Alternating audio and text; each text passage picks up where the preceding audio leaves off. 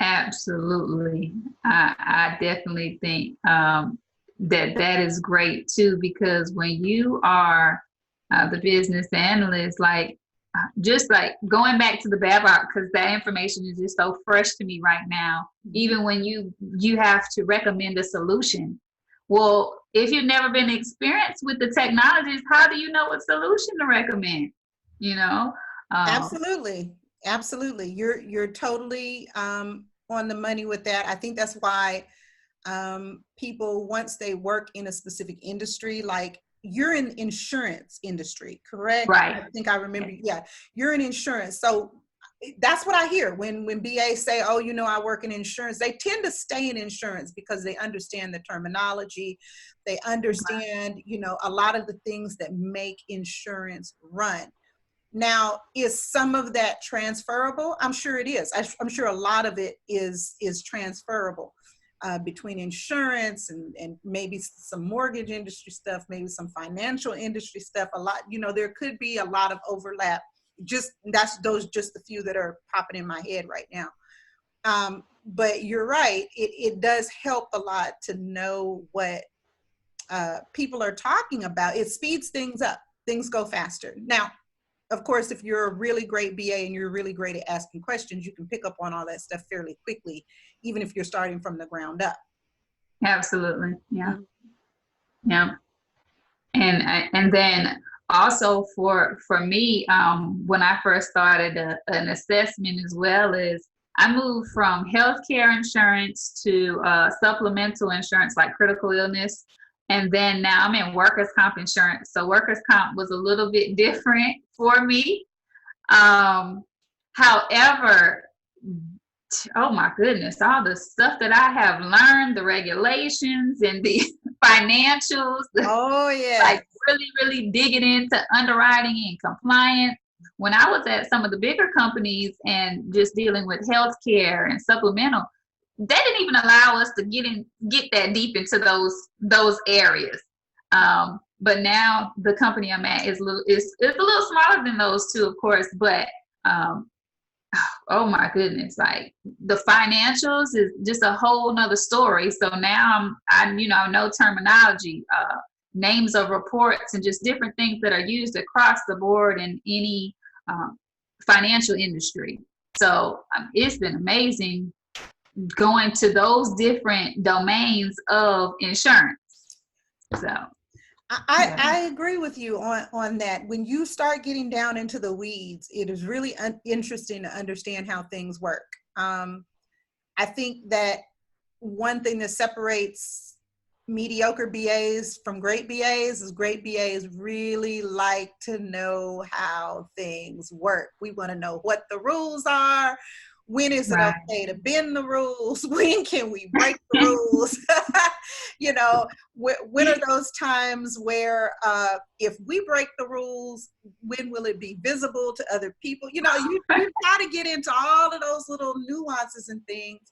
And that kind of knowledge is very important because uh, when you have knowledgeable people, it shows up in the solutions that we build. It shows up. Absolutely. Mhm. Absolutely. Yeah. So, thank you so much for telling us about your self-assessment. I did enjoy that. I love how you took that initiative. You created that spreadsheet. You looked at your own skill set to see where you were, and then created a plan on how you were going, whatever certification you were going to take or what books you were going to read in order to get to the next level. So that is an excellent thing. I think that's something that all of us as business analysts need to do, especially if you're reaching for that senior level. You need to know what you're good at. You need to know where your sweet spot is. You need to know where your weaknesses are. You need to be able to be comfortable to say to somebody, look, if you need this, and this, I'm your girl. But if you need this, you need to call somebody else. And you're so right, because we did the like behavior assessments and personality assessments at work, and for me, I'm I'm very intuitive. So I'm like, I don't really need to take this, but I'll take it. And I don't really need to see their results because I can already see what they're good at and what they're weak at. Like, but the team dynamics, it's just like this person has a strength. Let's utilize them in that. This is somebody else's weakness. Like, you can make an excellent team if you just if people self-assess and know their strengths and their weaknesses. And just like you said, just admit to it. Either it's a weakness and it's going to stay a weakness, or it's a weakness and you want to grow it to be, stronger. Right. So, right. Absolutely. Yeah. And you're right about that teamwork thing. It's really not a thing where we have to be, as we say, we don't need the crab syndrome. There's just too much work to go around for the crab syndrome to need to be a real thing. I can be great at A, B, and C, and you're great at D, E, and F, and you put us together and we're going to change the whole world, because I got this and you got that, and we're good, that is teamwork. That is teamwork. There is no shame in saying that this is my weakness over here, and I just don't have the sometimes it's the aptitude, sometimes it's the patience, sometimes it's the personality level. I'm just never going to be as good at that as Bob or Sally Mae. It's okay to say that.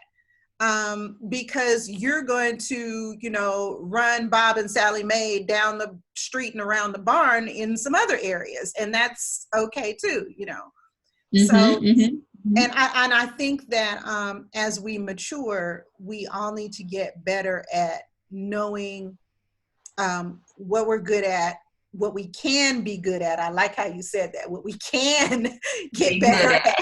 And some things that we're just never going to be good at. So that's good.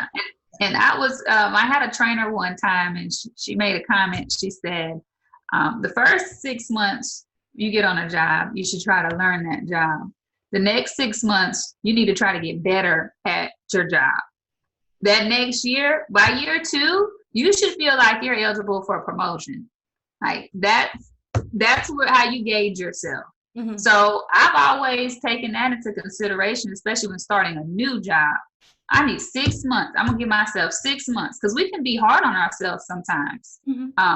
So I always allow that first 6 months to learn those skills and adjust to that domain knowledge. And after that, it's okay. Now I need to get better at this. I have to refine myself.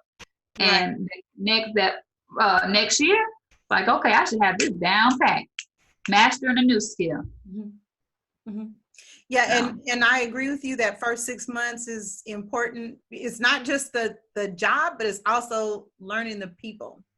The people is a huge part of being in a new place. Learning the people, letting them learn you. Letting them understand what you bring to the table, and then you understanding what they bring to the table. And sometimes it's a bit of, you may not have the leadership title, but you may have to do some leadership stuff, because you may be the one that's left to say, okay, you're good at this, you're good at this, you're good at this. Let's take our areas, right, and then pull everything together. Sometimes there is no one to do that per se, or if there is, they may not be so great at it, and so it may be left up to the business analyst to make those things come together. Absolutely.